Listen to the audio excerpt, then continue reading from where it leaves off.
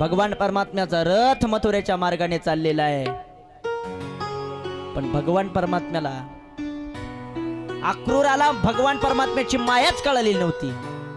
भगवान परमात्म्याने रथ थांबवला. रथामध्ये भगवान परमात्मा आहे. पाणी पिण्याकरता त्या ठिकाणी यमुनेच्या काठावरती अक्रूरजी आले. रथामध्ये भगवान परमात्मा आहे, पण पाण्यामध्ये सुद्धा दिसायला लागला. पाण्यामध्ये बघतात परमात्मा आहे, एकदा रथामध्ये बघतात परमात्मा आहे, पाण्यामध्ये बघतात परमात्मा आहे. त्यावेळेस अक्रूरजी म्हणतात या जगाचा विश्वकर्ता हा परमात्मा आहे. अक्रूरजी त्या ठिकाणी भगवान परमात्म्याला शरण जातात, शरण येतात आणि भगवान परमात्मा अक्रूरजीला त्या ठिकाणी चतुर्भुज भगवान परमात्म्याचं दर्शन त्या ठिकाणी करवतात आणि अक्रूरजी गोड अशी भगवान परमात्म्याची स्तुती गातात. आणि गोड अशी स्तुती गायल्याच्या नंतर मथुरेमध्ये प्रवेश होतो. गांधिनीचे पुत्र आहेत अक्रूरजी. त्या अक्रूरजी महाराजांनी मथुरेमध्ये प्रवेश करवला. विशुद्ध परा अक्रूरजीनं भक्ती त्या ठिकाणी केली आणि मथुरेमध्ये येताच त्या ठिकाणी मथुरेमध्ये आले आणि मथुरेमध्ये आल्याच्या नंतर भगवान परमात्मा मथुरेमध्ये फिरायला लागले. फिरता फिरता त्या ठिकाणी एक 3 ठिकाणी वाकडी ती कुब्जा त्या ठिकाणी भगवान परमात्म्याच्या समोर आली. काय भक्ती आहे ती. भगवान परमात्म्याला म्हणते देवा मी एक कंसाची दासी आहे. त्रिवक्र नाव आहे माझं. त्रिवक्र नाव का तर ती 3 ठिकाणी वाकडी होती म्हणून त्रिवक्रा. मी कंस महाराजांना त्या ठिकाणी चंदन उघळून देण्याचं काम करते. मी त्यांची दासी आहे, उटण उघळून देण्याचं काम करते.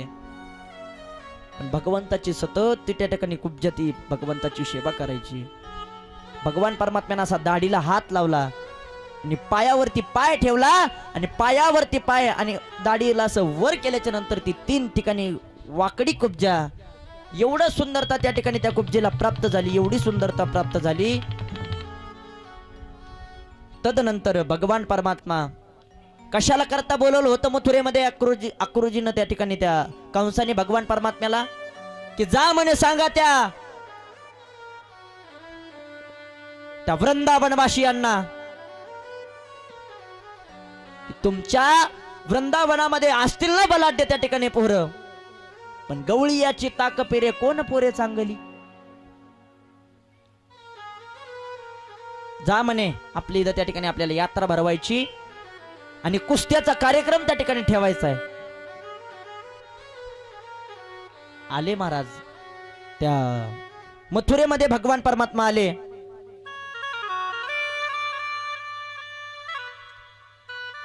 कवल्य पीडाचा त्या ठिकाणी भगवान परमात्म्यानं उद्धार केला. यात्रा त्या ठिकाणी भरली. यात्रा भरल्याच्या नंतर भगवान परमात्म्यानं आखाड्यात प्रवेश केला आणि आखाड्यामध्ये प्रवेश केल्याच्या नंतर भगवान परमात्म्याने चानूर मुष्टिक अनेक राक्षसाला त्या ठिकाणी भगवान परमात्म्यानं अनेक राक्षसाला मारलं.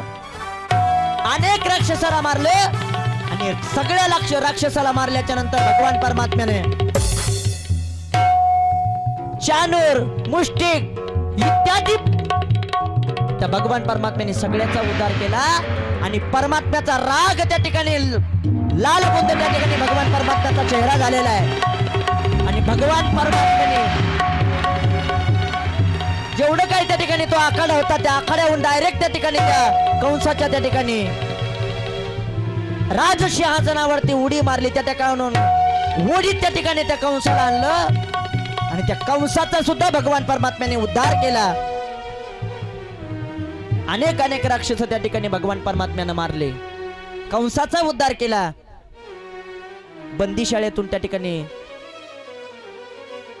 कंसाच्या वडिलांना त्या ठिकाणी सोडवलं.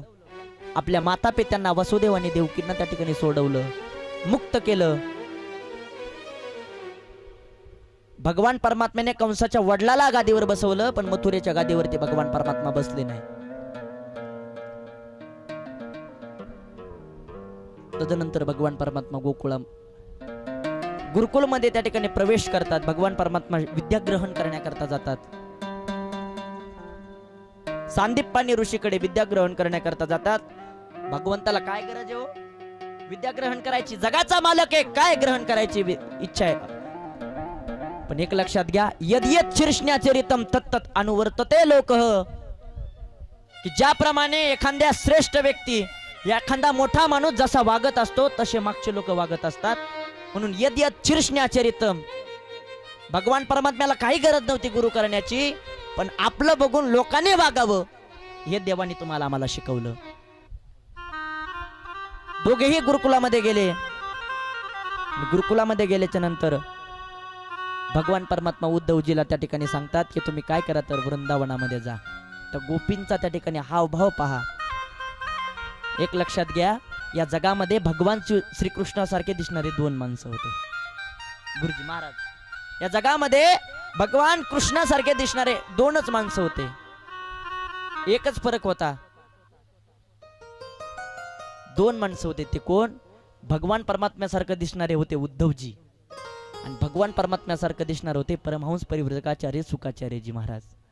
दोनच माणसं भगवान श्रीकृष्णासारखे दिसायचे.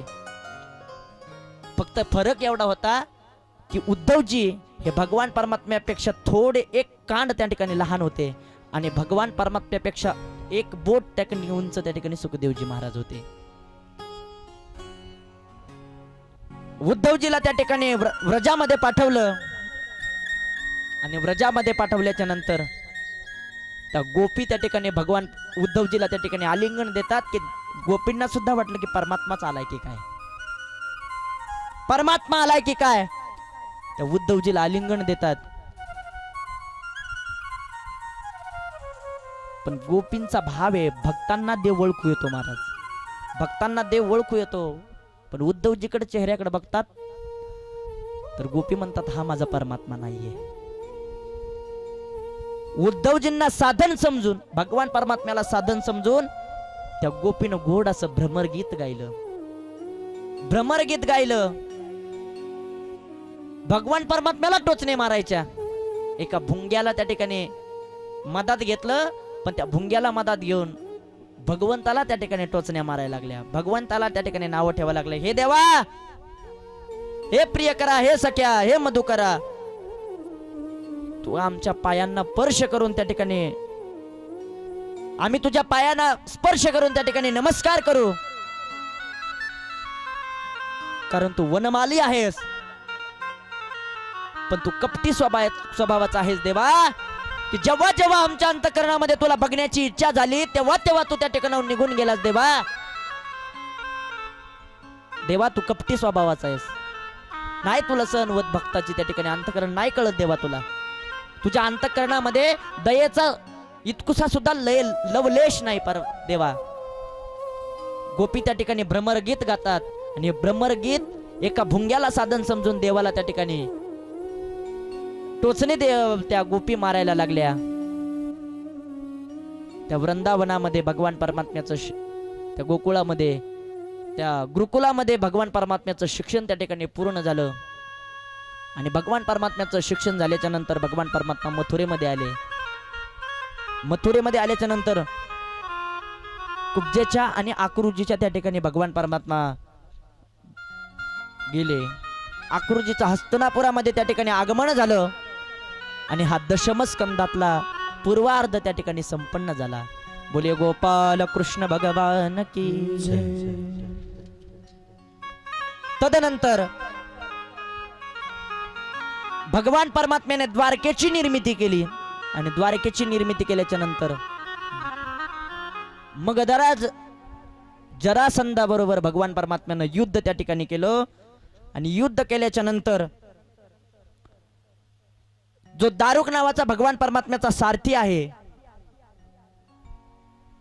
भगवान परमात्म्याचं त्या ठिकाणी युद्ध झाल्याच्या नंतर भगवान परमात्म्याने काल यवनाला भस्म केलं, आणि मुकुंदाची कथा त्या ठिकाणी गोडाशी मुचकुंदाची कथा आहे. पण हा मुचकुंद कोण होता? एक कीर्ती एक सेनापती होता. भगवंतानं त्याला सुद्धा स्वतःचं दर्शन दिलं. मुचकुंदानं गोड अशी भगवान परमात्म्याची स्तुती गायली. तदनंतर भगवान परमात्मा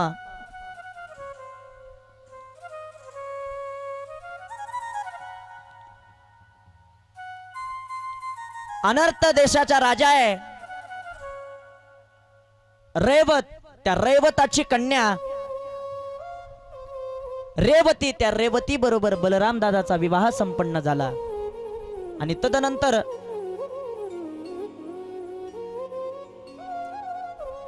इकडं जी भगवान परमात्मा भीष्मकाची जी कन्या होती तिचा विवाह त्या ठिकाणी कुणासोबत ठरला होता?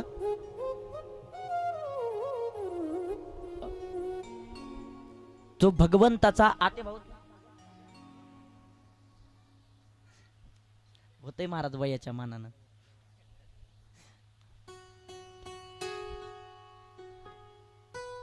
भगवान परमात्म्याचा आतेभाऊ शिशुपाळ, त्या शिशुपाळाबरोबर रुक्मिणी मातेचा विवाह त्या ठिकाणी ठरवलेला होता.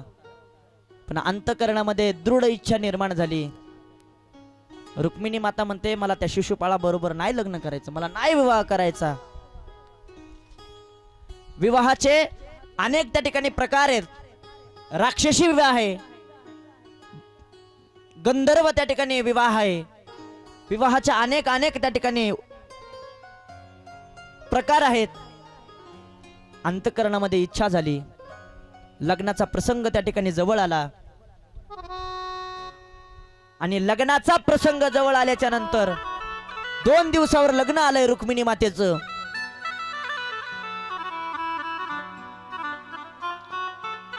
त्या दिवशी रुक्मिणी माता पूजा करण्याकरता आईच्या देवळामध्ये जातात. सगळ्या सख्या घेऊन त्या आईच्या देवळामध्ये गेल्याच्या नंतर त्या आईला प्रतिज्ञा करतात, हे माता, मला नाही त्या शिशुपाळासोबत विवाह करायचा.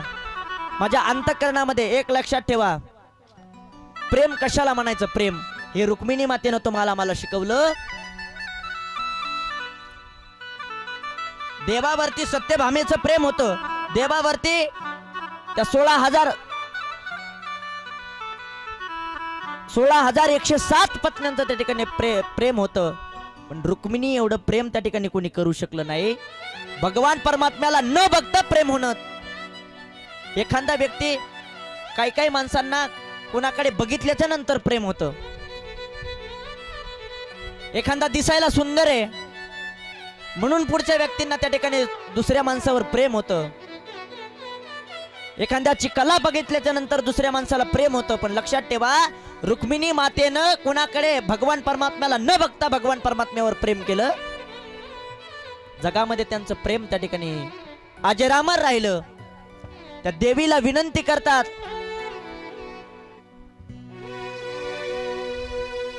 अंबाबाई लाड लाड ये ग, अंबाबाई लाड लाड ये ग, ये ग ये कागदरी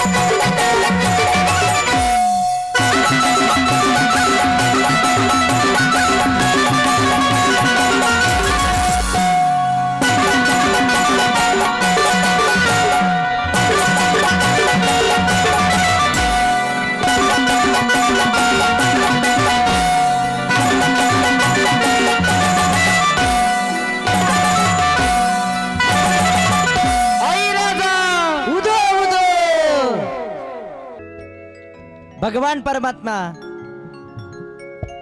त्या विदर्भ राजाचे पुत्र भीष्मक नावाचा राजा आहे, जो रुक्मी आहे तो धाकटा आहे.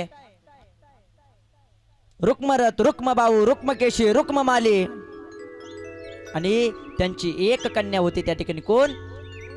रुक्मिणी. भगवान परमात्मा तिचा विवाह त्या ठिकाणी शिशुपाळासोबत. भगवान त्या लक्ष्मी मातेला, देवीला त्या ठिकाणी विनंती करते. सुदेव नावाचा ब्राह्मण आहे, भगवान परमात्म्याला पत्र लिहिलं, गोड असं पत्र लिहिलं. पहिल्या काळामध्ये कुणावर आपलं प्रेम असलं की त्या माणसाला पत्र लिहित होते.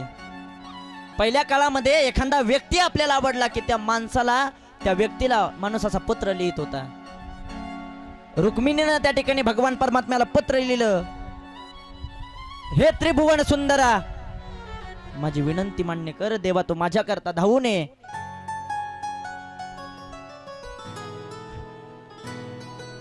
भगवान परमात्म्यानं त्या ठिकाणी जरासंधासोबत युद्ध केलं आणि युद्ध केल्याच्या नंतर भगवान परमात्म्याने त्या ठिकाणी रुक्मिणीला त्या ठिकाणी विवाहामध्ये गेल्याच्या नंतर रुक्मिणीचं हरण त्या ठिकाणी भगवान परमात्म्याने केलं.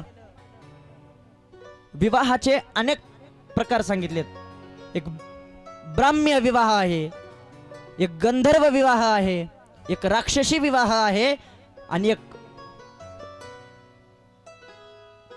वैशाच्य विवाह आहे. ब्राह्म्य विवाह म्हणजे ब्राह्मणाद्वारे त्या ठिकाणी मंत्र त्या ठिकाणी म्हणून विवाह करणं, त्याला ब्राह्म्य विवाह म्हणतात. गंधर्व विवाह, वराने वधूला पसंत करणं आणि तदनंतर कोर्ट मॅरेज करणं, त्याला काय म्हणायचं? गंधर्व विवाह म्हणायचं. राक्षसी विवाह, ठरलेल्या लग्नातून लग्न ठरलं दुसरीकडे आणि लग्न झालं दुसरीकडे, त्याला काय म्हणायचं? राक्षसी विवाह. आणि शेवटचा विवाह वैशाच्य विवाह, कन्येच्या मर्जे विरुद्ध विवाह करणं, त्या ठिकाणी याला वैशाच्य विवाह म्हणतात. भगवान परमात्म्याने राक्षसी पद्धतीने विवाह केला, ठरलं दुसरीकडेच लग्न. कुठं? शिशुपाळासोबत रुक्मिणीचा विवाह त्या ठिकाणी ठरला, पण भगवान परमात्म्याने त्या ठिकाणी रुक्मिणीला त्या ठिकाणी हरण केलं आणि भगवान परमात्म्याने रुक्मिणीला पळून नेलं.